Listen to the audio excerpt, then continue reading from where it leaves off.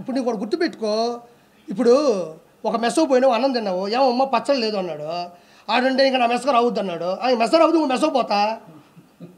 ఏమో 150 రూపాయలు డబ్బులు తీసుకున్నావు, మెస్సలో భోజనం పెట్టావు, సాంబార్ బాగాలేదు, పచ్చడి బాగాలేదు, ఒక హితువు చెప్పావు. అంత మాత్రం నువ్వు నా మెస్సగా రావద్దు అన్నాడు. అని మెస్సకు రాను, ఇంకో మెస్సో పెడతా, లేదా మా ఇంట్లో తింటా, లేదా నేను వండుకుంటా, లేదా పెరుగు పెట్టు, లేదా స్విగ్గీ జొమాటో పెట్టుకుంటా. అంత మాత్రం అల్లు అర్జున్ గారి సినిమాలో మాత్రమే చెయ్యాలని ఎవరు రాసి పెట్టుందా? మీరు అడిగారు, నేను ఆయన నిందించట్లే.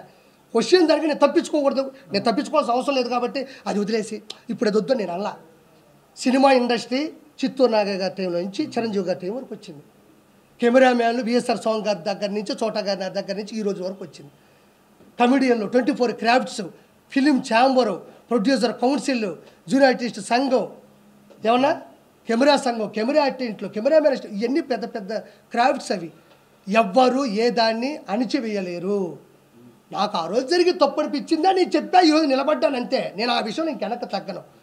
ఇప్పుడు మీరు అడగకపోతే నేను చెప్పేవాడు కాదు, ఎప్పటికైనా కట్టుబడి ఉంటా. నీకు దమ్ము ఉంటే నేను బతుకున్నంత కాలం నువ్వు నన్ను రోజు ప్రశ్నిస్తూ ఉండు.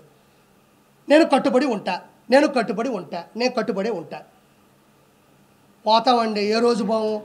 షుగర్ వస్తే పోవట్లేదా, థైరాయిడ్ వస్తే పోవట్లేదా, అంతు పట్టిన జబ్బు వస్తే పోవట్లేదా? ఎదిరించి పోదాం, ప్రశ్నించి పోదాం, ఎదుటి క్వశ్చన్ చేసి పోదాం. ఏముంది దాంట్లో?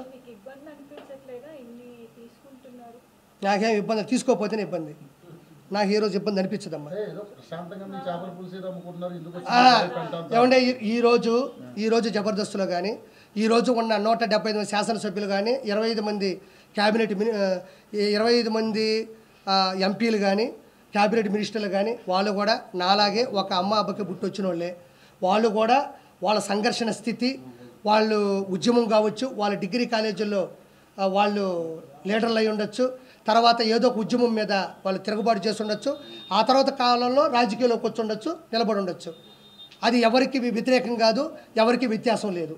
నాకు అనిపించింది, నా బాడీలో అవుతుంది, నేను ప్రశ్నిద్దాం అనుకున్నా, ప్రశ్నించాను అంతే. ఒకసారి ముందుకెళ్ళిన తర్వాత క్షమాపణ చెప్పే పరిస్థితి ఏ రోజు నేను తెచ్చుకోను. క్షమాపణ చెప్పే విధంగా నేను తప్పు చేయను. నా జీవితంలో నేను ఎవరికి క్షమాపణ చెప్పను. ఈ ఎలక్షన్ టైంలో మొత్తం మనం చూస్తాం. కాకపోతే ఏంటంటే కొంత అల్లు అర్జున్ గారి పైన కొంత ట్రోల్స్ చేస్తున్నారు. అది పర్టికులర్ కొంత ఏరే వాళ్ళు. మీరు కూర్చుంది అల్లు అర్జున్ గారి థియేటర్లో, మనం అల్లు అర్జున్ గారి గురించి ఇప్పుడు ఒక నేషనల్ అవార్డు విన్నర్ అండి. ఆయనకి మనం ఆయన మీద ఎవరైనా ట్రోల్ చేసే వాళ్ళకి నేను జనరల్గా చెప్తున్నాను, కళ్యాణ్ గారికి కానీ లేకపోతే మెగా ఫ్యామిలీ వాళ్ళకి కానీ ఎవరికి కూడా అలాంటి ఫీలింగ్ ఎప్పుడూ ఉండదు. వాళ్ళంతా ఎప్పుడూ ఒకటే.